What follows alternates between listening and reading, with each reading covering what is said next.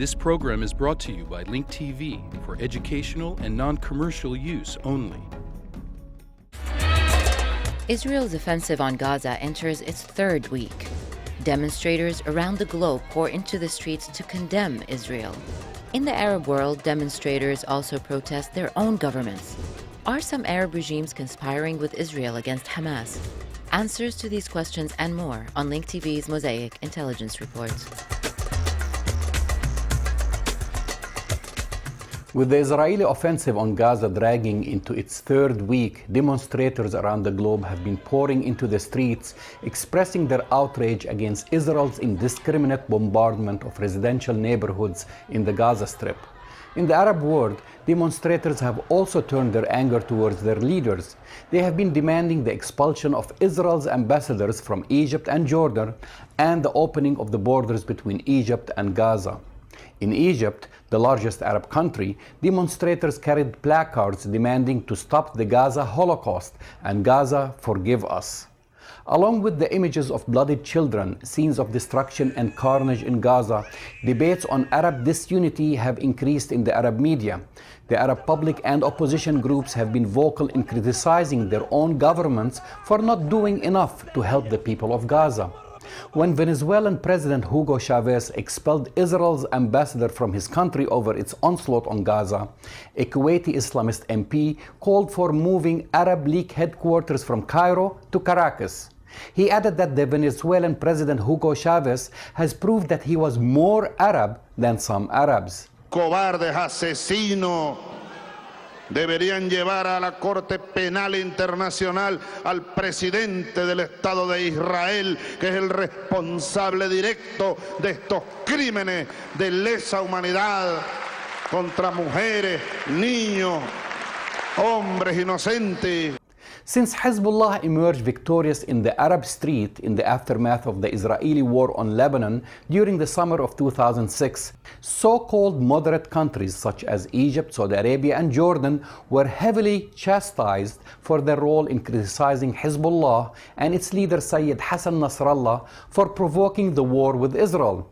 Today, the same countries are being attacked for conspiring against Hamas. The crisis in Gaza has managed to divide the Arab world yet again, further widening the gap between Arab regimes and their people.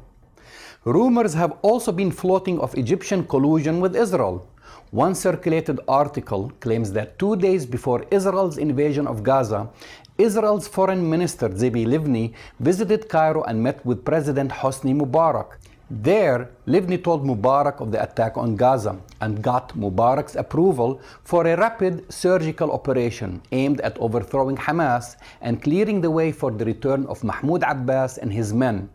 According to this claim, 400 members of the Palestinian Security Forces under the command of former Palestinian National Security Advisor Mohammed Dahlan are currently waiting to take over the Strip once Hamas is defeated.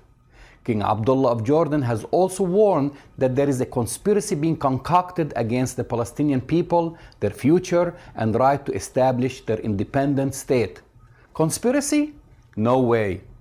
Also, Libyan leader Muammar al-Qaddafi has demanded an open door for voluntary participation of Arabs to fight beside Palestinians in Gaza.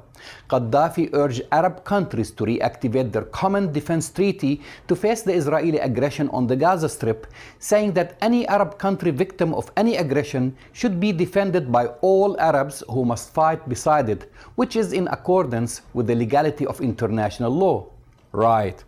Meanwhile, the sentiment of the Arab populace was captured in this wildly circulated photo over the internet, which shows a demonstrator carrying the Palestinian flag with a message written on it in Arabic. It reads, "Your Royal Highnesses and Your Excellencies, we spit on you."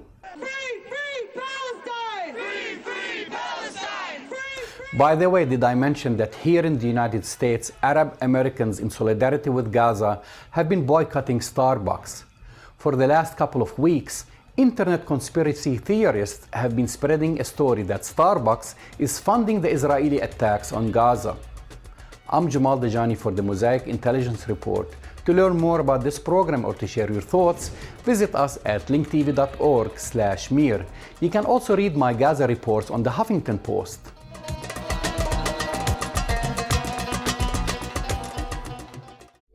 This program was brought to you by Link TV for educational and non-commercial use only. Link TV is the only U.S. television network devoted to global and national news, with uncompromising documentaries and diverse cultural programs. Programs which connect you to the world.